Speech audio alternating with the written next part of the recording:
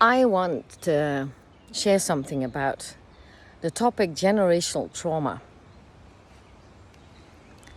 And you might think, like, why are you an expert? Well, we all have generational trauma, right? And I've been studying it. And it's not a thing. It's not a thing. It's nothing.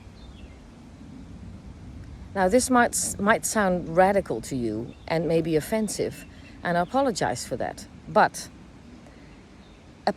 generational trauma is not a thing. It's not a visible or tangible red line that is attached between you and the generations before you. It's not a thing. If you open this body up, there's nothing. Not a thing. Because it's all in your head. And you're not making it up, and you're making it up. You didn't make it up because you didn't ask for it. It was put somewhere in your head, and that is generational trauma. And it's not a thing. When you open your head, there's nothing inside. There's nothing you can take out. You don't have to study it even.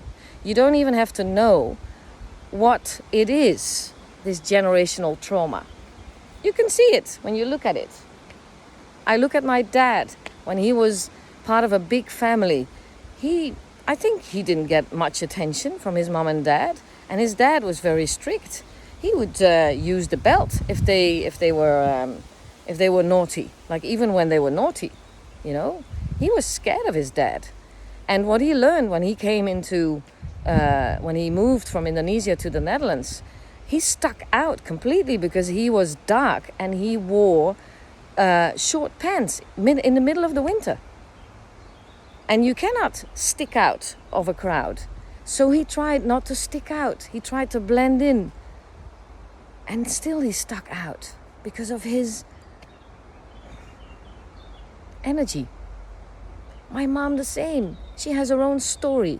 And that's what I mean. When we take the stories of our past and of our parents and of their parents, we are carrying all those stories. And then you might think, so I have to line up all the stories. Well, they might be interesting to see how you got to be who you are, how you made yourself, but you didn't ask for it. You don't even have to know what the story is, because generational trauma is the story of the story of the story of the story. It's like those Russian dolls, those matrushkas. Or babushkas? Babushkas? No, I'm not sure. Well, you can see it in your own life. When you're in a situation and you don't like it, how the situation occurs to you is seen through those stories. If you don't like it, there is a story playing out. So get rid of the story. What do you make of it? What do you make it mean about you? How you see it and what you don't like about it? And it's like a breadcrumb, and maybe you don't understand, but you don't even have to let go of it. You can study it all you want and where it comes from, but it's something that you see the way you see it, and it bothers you, it hurts you. Now, you can get different perspectives that might help on the same situation. Then you can see, I am looking through a filter of my story, my generational trauma. And sometimes the stories are big. And especially in my age, when I look at my parents, they were born at the end of the war, or sometimes even in the middle of the war. That creates big, big stories. And I carry these stories with me. I carry the story of my father not to stick out. But hey, there is something inside that wants to stick out. So, this might be radical, but it's also a relief. You don't have to go and find the story. You don't have to ask permission of all the generations before you to live your life. They will give permission. I'm sure of that. They have passed their personalities. They have lost their identities. They're completely in the universe, in the energy of the universe. They are supporting you.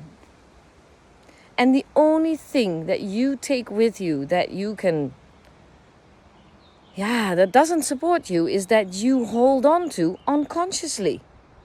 But you can see it in your life, how it plays out.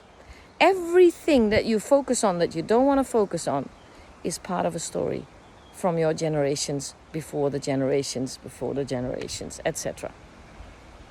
Even being a woman is a story. It's a big one, but it's a story. Okay, thank you for listening, and I hope you got something out of this. Have a good day.